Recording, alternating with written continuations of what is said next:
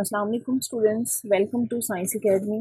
आज का हमारा टॉपिक है वाटर प्रेशर। वाटर प्रेशर से क्या मुराद है? वाटर जो प्रेशर एक्सर्ट करता है उसको हम बोलते हैं वाटर प्रेशर। इसकी सिंप्लीफाई करने के लिए आपकी बुक में यहाँ पे जो एग्जांपल दी गई है, जैसे आपके घरों में पानी की टैंकी है।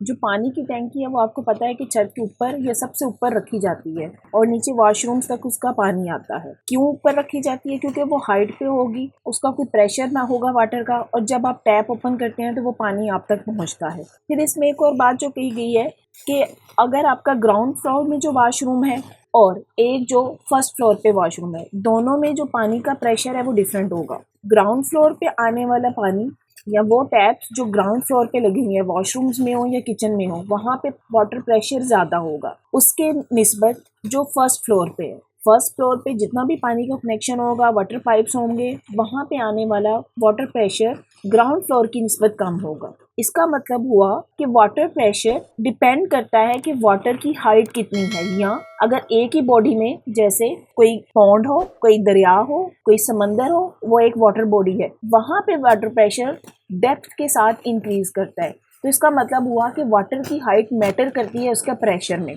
अब जैसे टेक्स्ट में देखें, we observe that speed of water from a tank coming out of the tap on a ground floor is greater than the speed of water coming out of a tap on a upper storey of our house. Ground floor पे आने वाला पानी जो tap से निकलता है उसका pressure ज्यादा होता है बनिस्बत उसके जो अपर स्टोरी आपका फर्स्ट फ्लोर है उससे। Actually water contain in the tank exert pressure on it's wall. अब जो वाटर टैंक में है इसने प्रेशर एक्सर्ट करना है। The speed of the water coming out of the tap depend upon the water pressure in the pipe.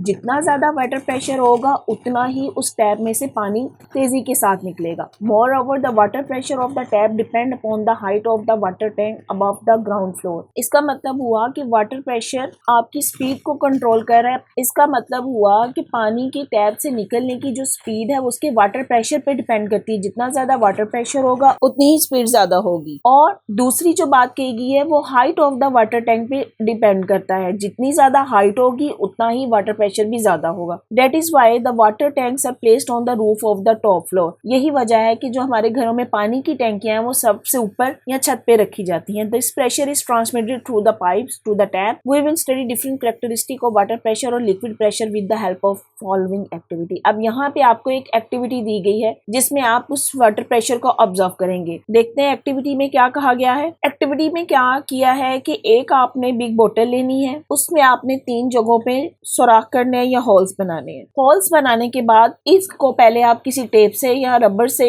किसी तरीके से इनको बंद कर दें और उसके बाद अपनी इस बोतल को पानी के साथ फिल करें। जैसे ही आपकी बोतल फिल हो जाएगी फिर आपने इन होल्स को ओपन कर देना है। इन होल से निकलने वाला पानी, अब जैसे यहाँ पे भी दिखाया गया है, डिफरेंट डायरेक्शंस में जा रहा है। इन होल से निकलने वाला पानी अब आप देखें किस प्रेशर से आगे तक जा रहा है। यहाँ पे स्केल इसी मेजरमेंट के लिए बताया गया है। अब देखें जो निचले होल से, जो सबसे लोअर होल है, वहां पे निकलने वाले पानी का प्रेशर ज्यादा है, इसलिए ये ज्यादा डिस्टेंस कवर कर रहा है, ज्यादा दूर तक गिर रहा है। फिर उससे ऊपर वाला होल वो उससे कम डिस्टेंस, और सबसे ऊपर वाला होल उसका पानी कम डिस्टेंस पे। तो इसका क्या मतलब हुआ कि पानी की ये गहराई या ये पानी की हाइट जितनी ज्यादा होगी उतना ही ये वाटर प्रेशर एक्सर्ट करेगा। अब जैसे यहाँ पे दिखाएं, देखें आप, जो होल नीचे वाला है उसका ये अपर पानी के साथ डेप्थ ज्यादा है, इसलिए इस होल में पानी का प्रेशर ज्यादा होगा और वो दूर तक जाके गिरेगा। जबकि अपर होल, इसमें यहाँ पे पानी की ये डेप्थ कम है और ये प्रेशर कम होगा। तो ये एक सिंपल सी एक्टिविटी आपको दी गई है कि आप इसे समझ सकें कि कितनी ज्यादा अगर पानी की डेप्थ होगी तो उतना ही ज्यादा उसका प्रेशर होगा।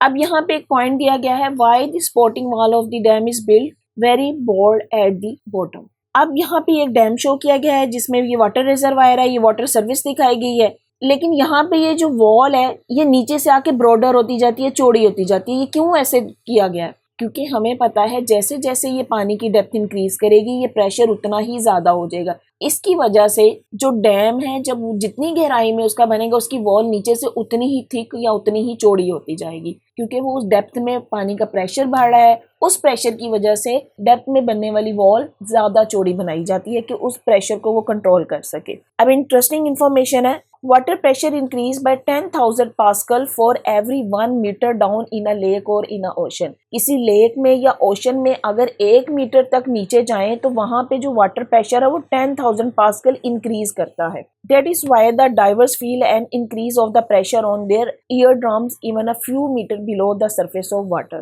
तो अगर कोई डाइवर या गोताखोर उस समंदर में जाते हैं तो जैसे जैसे गहराई में जाते जाएंगे वो उतना ही अपने ऊपर पानी का प्रेशर फील करेंगे। The deeper you go under water the greater is the pressure of the water pushing down. जितना गहराई में जाएंगे उतना ही वाटर प्रेशर आपको और ज्यादा पुश करेगा, या वाटर प्रेशर आपके ऊपर जो आ रहा है वो ज्यादा होगा गहराई के साथ साथ।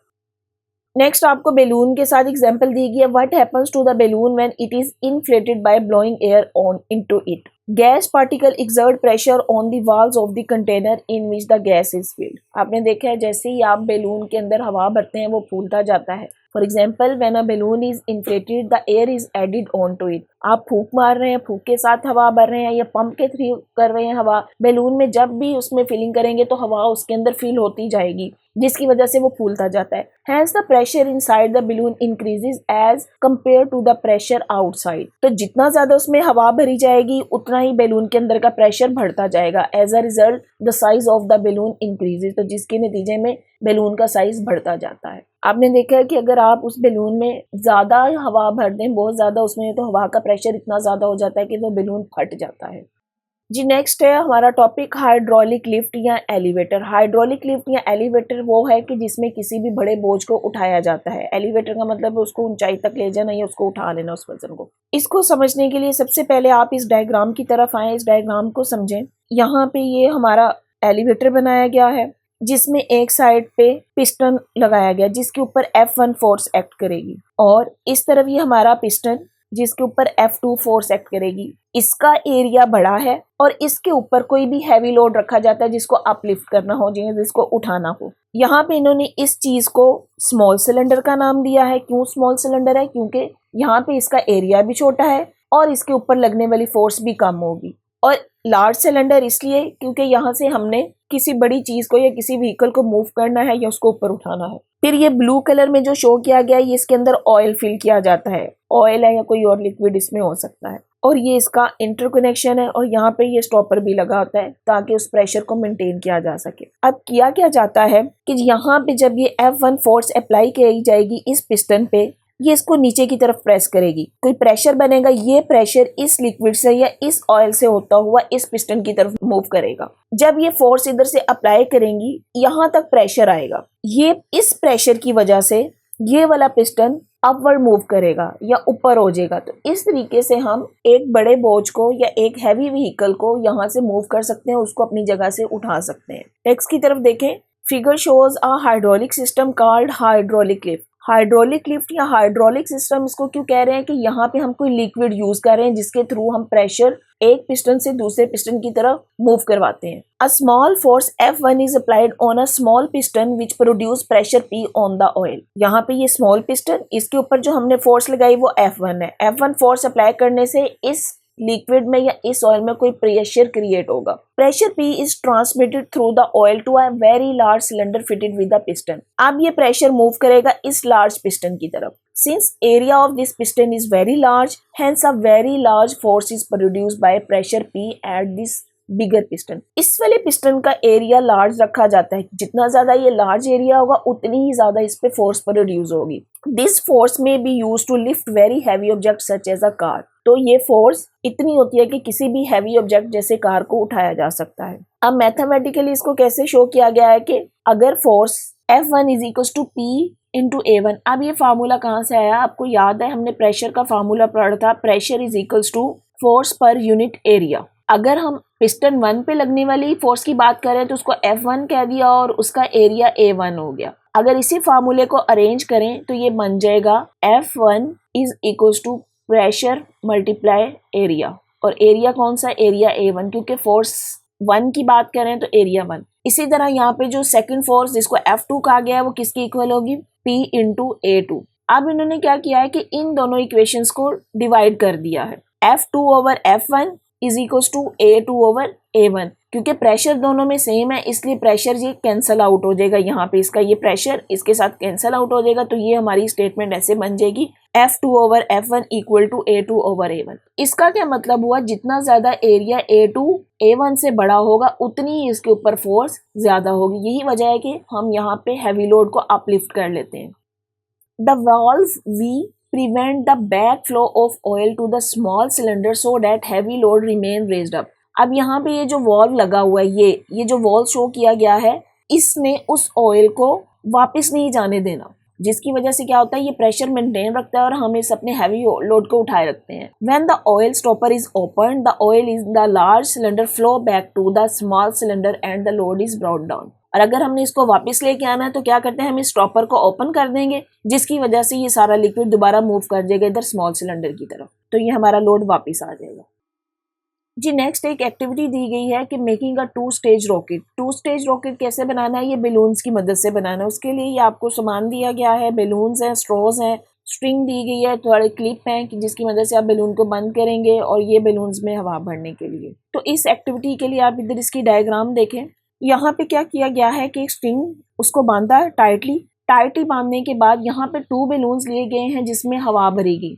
हवा इस तरीके से भरी गई है कि इस सेकंड बेलून को पहले बेलून के साथ रिंग की मदद से जोड़ दिया गया है। फिर ये स्ट्रॉस टेप की मदद से इसके ऊपर जोड़े और इन स्ट्रॉ को इस स्ट्रिंग में से गुजारा गया है। अब यहाँ पे क्या किया जाएगा, जैसे ही हम इस बेलून की नोजल को खत्म करेंगे इसमें से हवा निकलेगी और हमें पता है कि बेलून में से अगर हवा निकलती किसी प्रेशर से तो ये मूव करेगा। जैसे ही इसकी हवा निकलेगी ये मूव करना शुरू कर देगा। इन स्ट्रोस के लगाने का मतलब जैसे ये मूवमेंट होगी तो ये पूरा का पूरा मूव करेगा इस स्ट्रिंग के अलोंग। और इसको 2 स्टेज क्यों कहा गया है, इसकी मूवमेंट इस तरीके से बनती है कि पहले एक बेलून की हवा निकलती है, वो मूव करता है प्रेशर की वजह से, फिर सेकंड वाले बेलून की हवा निकलती है।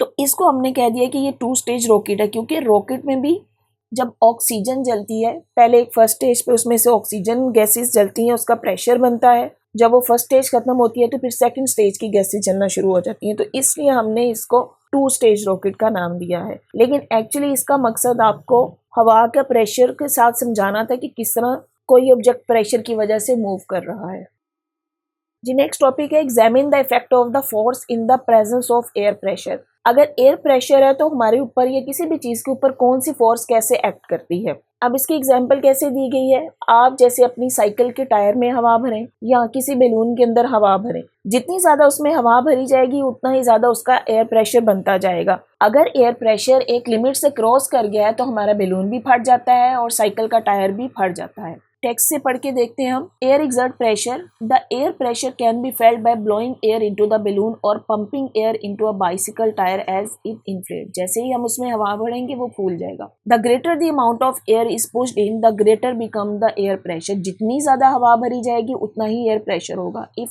The air is filled in the access of the certain limit, the balloon और टायर में इवन बर्स्ट। तो यहाँ पे जो बात की गई है कि अगर आप हवा एक सर्टेन लिमिट से ज्यादा भर देंगे तो क्या हो जाता है, दे इवन बर्स्ट, वो फट जाते हैं। When air is filled in the balloon or tire, the air molecule within it are free to wander about। जैसे ही हम किसी भी बैलून में या टायर में हवा भरते हैं तो मॉलिक्यूल्स इधर उधर घूमते हैं, वो आजादाना मूव करते हैं। In the course of their movement, they collide with one another and with the walls of the container। तब क्या है कि उसके मॉलिक्यूल्स जैसे मूव कर रहे हैं वो कोलाइड करेंगे, एक दूसरे के साथ भी टकराएंगे और walls of the container mean उस बैलून की वॉल्स के साथ, या अगर उस टायर में हवा भरे तो उस टायर की वॉल्स के साथ भी स्ट्राइक करेंगे। Thus they exert force against every part of the wall area। तो जब वो उस वॉल के साथ स्ट्राइक करेंगे तो इसका मतलब है उसके ऊपर कोई ना कोई फोर्स डालेंगे। The idea of the pressure take into account the force as well as the area over which the force act. इसका मतलब हुआ जितनी वो फोर्स के साथ स्ट्राइक करेंगे वो उतना ही उसके ऊपर प्रेशर एक्सर्ट कर रहे हैं। The pressure has no direction. अब यहाँ पे जो एक बात की गई है, प्रेशर हैज नो डायरेक्शन, कि प्रेशर किसी भी डायरेक्शन में एक्सर्ट होता है। In other word, the pressure exert force in all the direction at a point. कि किसी भी पॉइंट पे अगर फोर्स एक्ट कर रही है तो उसका प्रेशर किसी पॉइंट पे भी जा सकता है, उसकी कोई डायरेक्शन नहीं है। Because of its pressure the air in the tyre applies a force to any surface with which it is connect.